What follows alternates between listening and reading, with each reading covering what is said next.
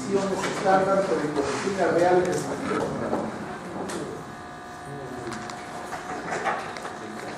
La hidrólisis de ATP da energía para las reacciones endergónicas, ese es el fin. Entonces siempre van acoplados reacciones endergónicas con reacciones exergónicas. Moléculas energéticas aparte del ATP, es lo que les comentaba. No son las únicas, son más de 50 moléculas. Y dentro de este gran significado que tiene el metabolismo celular, las principales son las que ustedes saben que van a analizar. Ustedes el fosforiluato. Cuando se transforma en diluato, ¿cuánto se libera? De nada. El 1,3-bifosfocreato, también en fosfocreatina, ¿se acuerdan?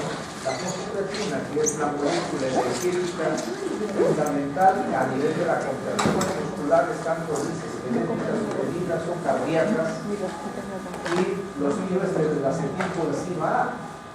Todos, la oxidación de los nutrientes terminan en acetilcoenzima A, tanto carbohidratos como lípidos o aminoácidos. La succinilcoenzima A también.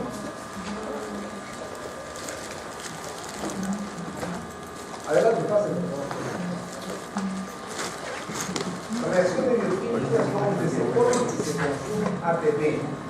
Entonces hay reacciones bioquímicas de formación de ATP, como el caso de la fosforilación de sustrato. La primera fosforilación, donde se lleva a cabo la glifólisis. La primera fosforilación de la glucosa. ¿Dónde se lleva a cabo?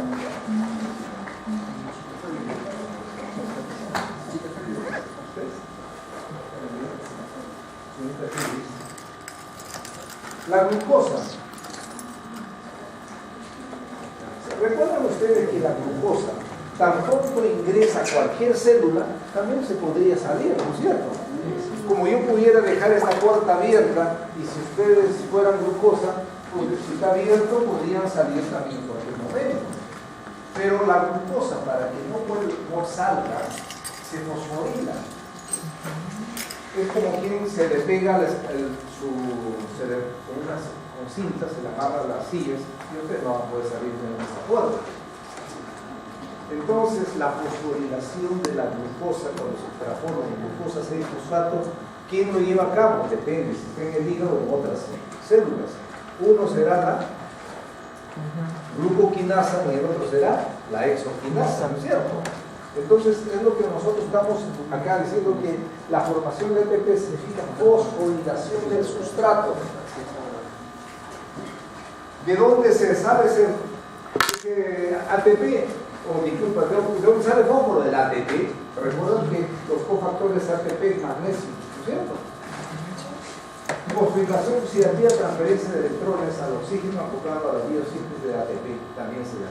Consumo de ATP, primeras etapas de la glucólisis, reacción de biosíntesis, transporte activo, contracción muscular y muchos otros procesos que están relacionados a un gasto de energía.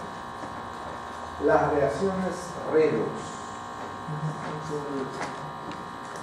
El oxígeno se forma en la fosforilación oxidativa o no? O en la cadena de transporte de electrones. ¿Sí o no? Sí, claro, se forma. Pero también se forma un radical del oxígeno, que es el peróxido, el anión superóxido. Entonces, ¿qué cosa viene a hacer la reacción de redox? Pérdida de electrones o ganancia de electrones. Cuando gana electrones, ¿de qué hablamos en este llamado? ¿Hablamos de oxidación o reducción? Reducción. Las tres etapas del catabolismo. La fuente de electrones son compuestos reducidos, glucosa, ácido graso. Reacción de oxidación. Los electrones pasan de distintos intermediarios metabólicos a transportadores electrónicos con liberación de energía. transporte de electrones a los sitios al sector final acoplado a la síntesis de ATP, de lo que se llama la fosforilación oxidativa. Recuerden. Entonces, fosforilación, porque se va a fosforilar el ADP y se va a formar ATP. Oxidativo, porque el electrón, ¿a dónde va a ir? Dice, al oxígeno. ¿Sí? Pero hay a veces que eso no se produce. ¿Y qué se queda? El oxígeno como radical libre, el anión superóxido. Un 5% de todo lo que se produce de oxígeno en la mitocondria se queda como radical o anión superóxido. Las etapas del catabolismo, ya hemos visto, primera etapa, la degradación de macro a las moléculas principales, luego esto hasta ese filtro enzima y luego finalmente a la actividad de oxígeno y H2O. Reacciones redox en la célula, la oxidación, pérdida de electrón, la reducción, la oxidación, la reducción se produce simultáneamente, por algo se llama reacción de oxidación. A ver, estado de oxidación del carbono. Dice, número de electrones pertenecientes al carbono acá. ¿Dónde están esos 7 electrones? Acá, ¿verdad? 4 y 1, 7. Y abajo, acá, no hay ninguno. ¿De acuerdo? Entonces, debemos reconocer bien lo que significa óxido-reducción. Óxido, oxidación es la pérdida de electrones y la reducción de ganancia de electrones. Coenzimas transportadoras de electrones. Tenemos el NAD, el P-fosfato, el FAD y el flavin mononucleótido. El NAD y el NAD fosfato, ¿en qué ruta metabólica encontramos? En la vía de la pentosa es el NAD. Y el NAD fosfato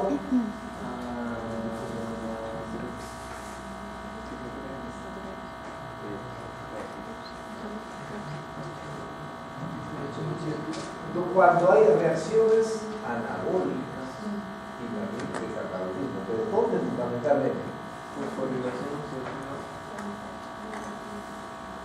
Está asociado más a la oxidación de los ácidos grasos, los carbohidratos. Bien, acá tenemos el NAD oxidado y el NAD oxidado y el reducido también. Miren, observen ustedes acá el NAD oxidado.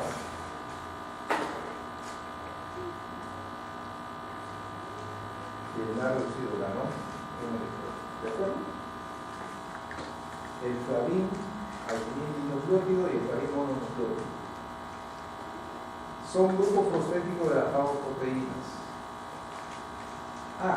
¿Cuántos ATP produce el NAD? 3. Y el FAD 2. La regresión equivalente energético, recuérdenlo bien, por favor. Vitaminas y coenzimas. Recuerden ustedes que la tiamina también actúa como coenzima, la riboflavina, la niacina, el ácido pantoténico, la tiroxina, la biotina. Esto en el proceso de carboxilación, importantísimo es por favor, la biotina como carboxilador proteico en las sintetasas de ácido graso, el ácido fólico y la cobalamina o la vitamina B12.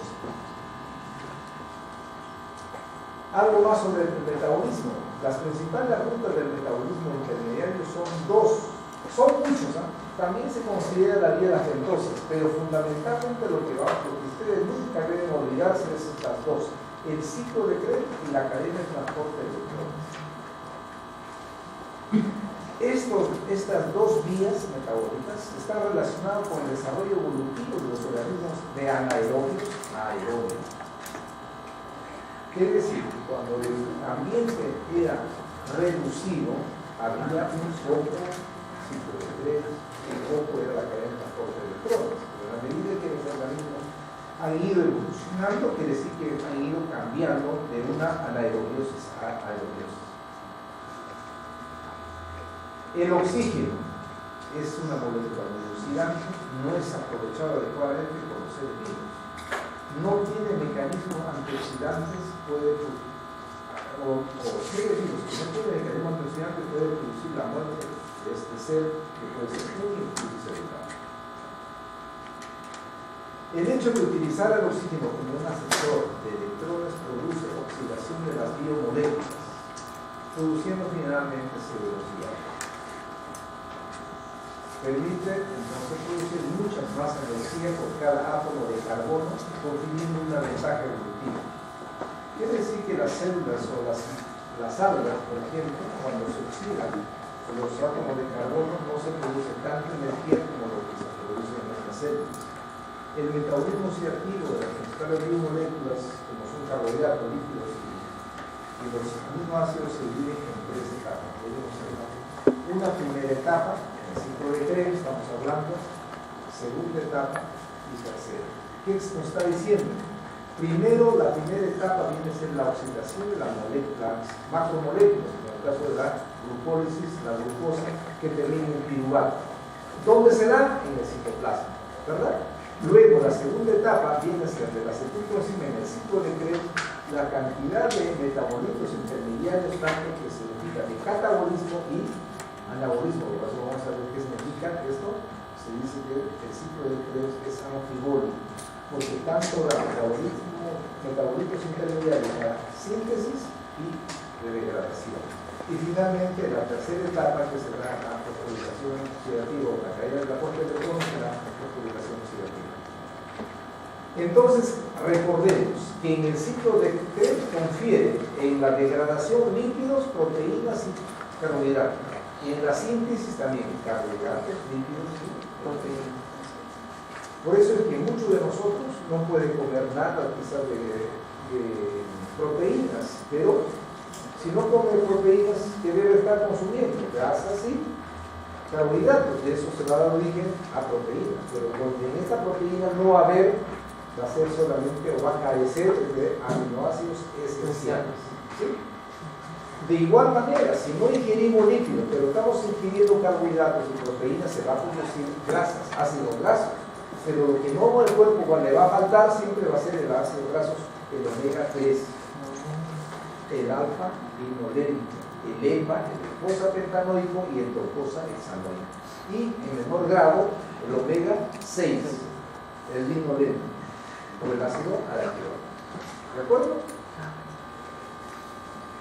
Metabolismo oxidativo, primera etapa. Las macromoléculas son fragmentadas a moléculas pequeñas sillares y luego son degradados a acetilcolina. Ahí está lo que estábamos diciendo.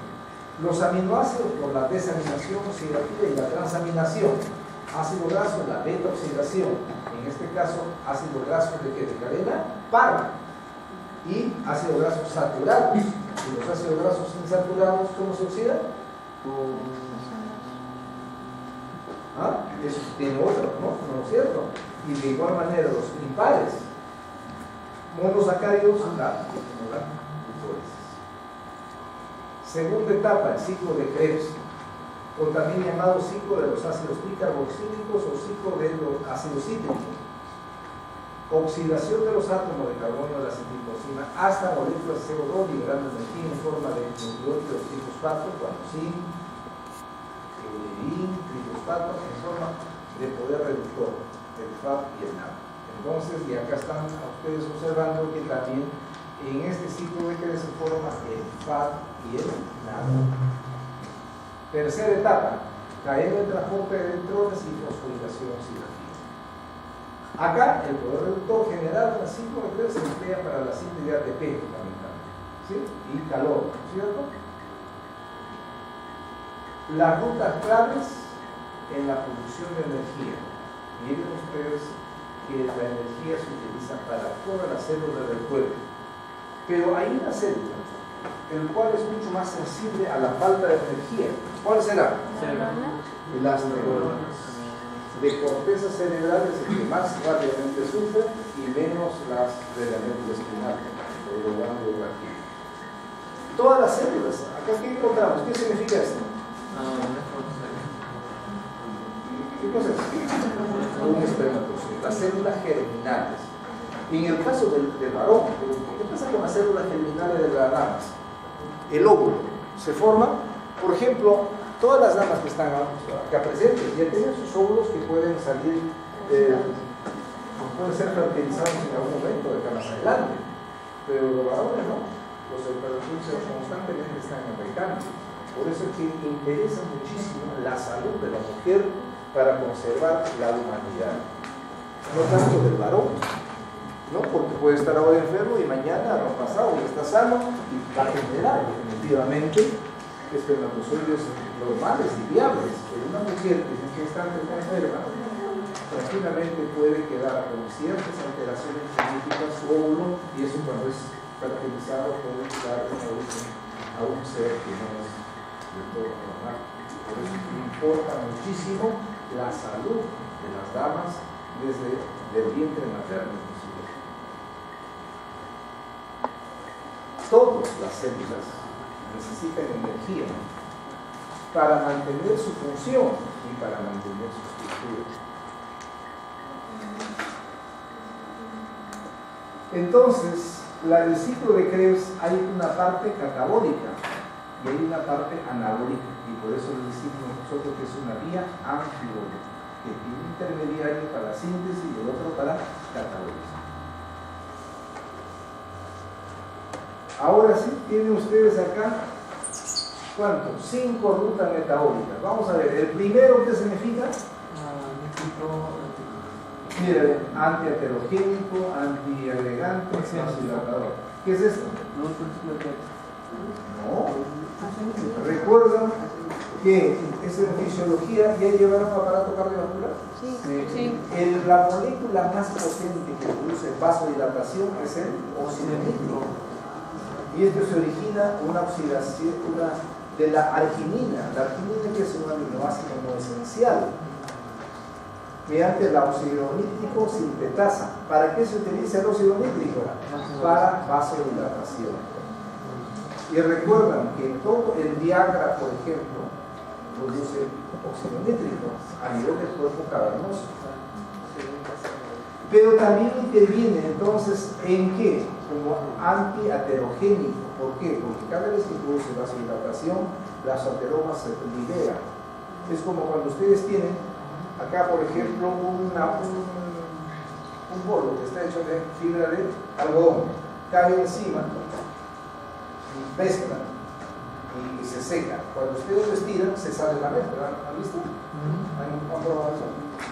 Bueno, ahora esta prueba es más o menos la liberación de los ateromas cuando estaban fijando a nivel de la íntima de las arterias. Antiagregante plaquetario y vasodilatador. El 2, ¿qué cosa es? Mieloperoxidasa microbicida. ¿Qué nos está diciendo? Estos son los macrófagos.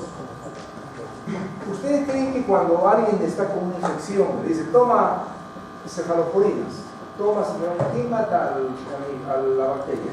¿Son las cefaloporinas? No, quien mata es nuestras defensas mediante la mieloperoxidasa, que produce una reacción de oxidorreducción. El 3, ¿dónde está? Acá. ¿Qué significa esto? Mira, glutato reductasa, glutato peroxidasa. Ese es el control, los mecanismos de defensa de nuestro cuerpo frente a los radicales libres mediante la acción de la glutato reductasa y la glutato peroxidasa. 4, ¿qué es esto? De igual manera, el control de los radicales libres mediante la acción de múltiples enzimas, efecto sobre el amino superóxido. Y el quinto,